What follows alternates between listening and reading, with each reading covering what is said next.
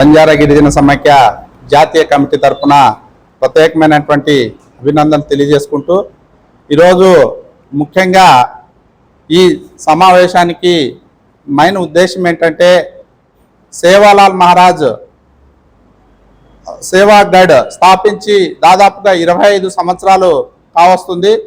ఆ రోజు స్వర్గీయ రంజిత్ నాయక్ గారు స్థాపించి బడుగు బలహీన వర్గాలకి మరి ఆధ్యాత్మికంగా ఉండేటువంటి బంజారాలో ఉండేటువంటి వ్యక్తులకి ప్రజలకి అనుకూలంగా ఉండాలా, దేశంలోనే మాకు ఒక వేదిక కావాలని ఎంతో మందిని దేశమంతా తిరిగి రంజిత్ నాయక్ గారు, కేశవ నాయక్ గారు, ఎల్రామ నాయక్ గారు అనేటువంటి పూర్వీకులు వాళ్ళు ప్రత్యేకమైనటువంటి శ్రద్ధ పెట్టి మా బంజారా జాతికి మేలు జరుగుతుందని ఎంతో సంకల్పంతో నిర్మించినటువంటి ఈ సేవాగఢ్ని ఈరోజు రాజకీయ వ్యవస్థల చేతిలోకి వెళ్ళిపోయిందని చెప్పేసి పూర్తిగా మేము బంజారా గిరిజన సమైక్య జాతీయ కమిటీ తరఫున ఖండిస్తున్నాం.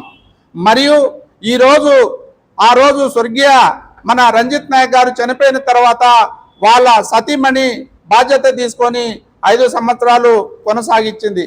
ఆ తర్వాత ఆమె కూడా స్వర్గీయులు అయిపోయిన తర్వాత ఎవరున్నారు అని చెప్పేసి ఆలోచన చేసి ఆ రోజు రిటైర్డ్ అయినటువంటి జగన్నాథరావు నాయక్ గారిని పిలిపించడము, ఆయన యొక్క ఆధ్వర్యంలో ఆయనకు అధ్యక్ష పదవి ఇవ్వడము జరిగింది.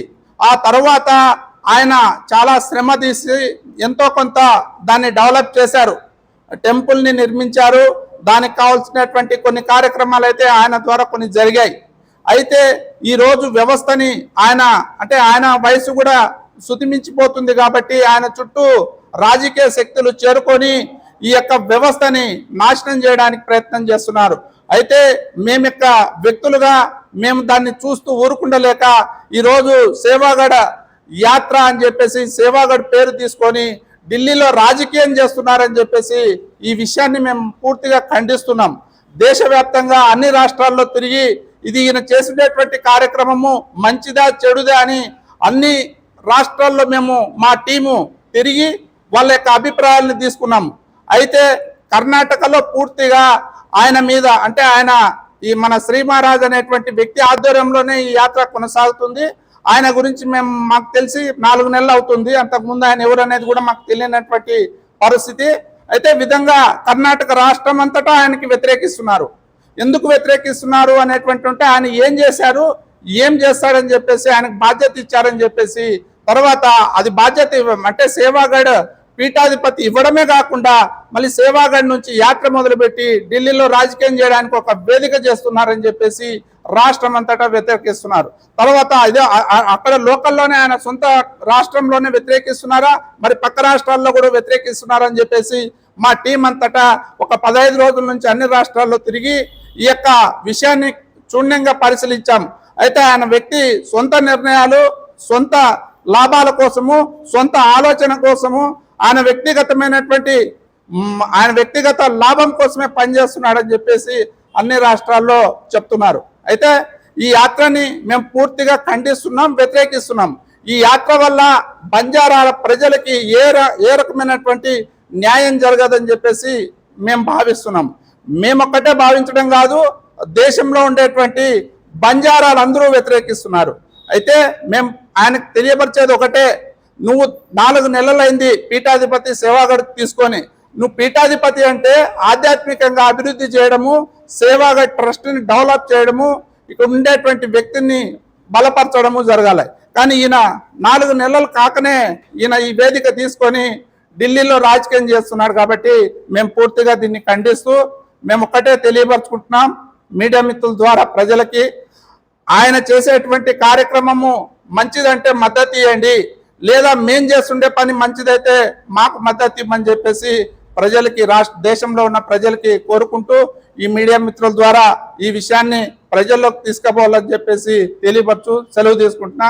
జై హింద్, జై బంజారా, జై సేవాగఢ్. అందరికీ నమస్కారం. నా పేరు రాము నాయక్, నాది బళ్ళారి. సేవాగఢ్ ట్రస్ట్కి సభ్యుడినై ఉన్నాను. ఇక్కడ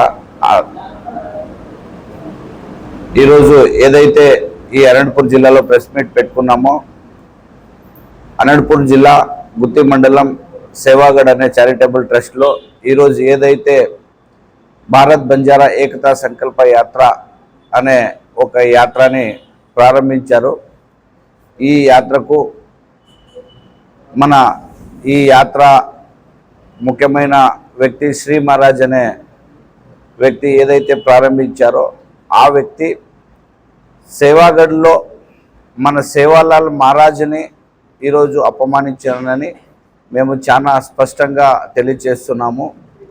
ఎందుకంటే ఈరోజు మన ఒక మినిస్టర్ సారు మా సేవాగఢ్కి వచ్చినారంటే అక్కడ 100 మంది జనాలు లేకోకుండా ఒక మినిస్టర్ని, మా జాతిని, మా సేవాలాల్ని అవమానించారు. ఇది చాలా మాకు అన్యాయం చేశారు.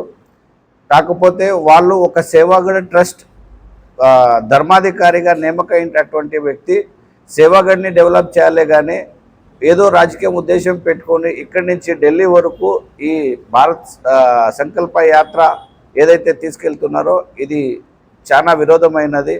ఆయన ఎటువంటి సమాజం జాతికి ఎటువంటి ఉపయోగం లేనిది ప్రోగ్రాం చేస్తున్నాడని మేము ఈరోజు ఈ ప్రెస్ క్లబ్కి వచ్చాము. దీనివల్ల మా జాతికి ఎటువంటి లాభం లేదు. స్వామీజీ చేస్తున్న కార్యక్రమం ఏదైతే చేయాలనుకున్నారో అది సేవాగఢ్లో చేస్తేనే ఇక్కడ ఉన్న జనాలకు కానీ మా సమాజం కానీ సేవాగఢ్ ట్రస్ట్కి కానీ ఉపయోగపడుతుందే కానీ ఢిల్లీలో కార్యక్రమం చేస్తే ఇది రాజకీయం అవుతుందని నేను తీవ్రంగా ఖండిస్తున్నాను.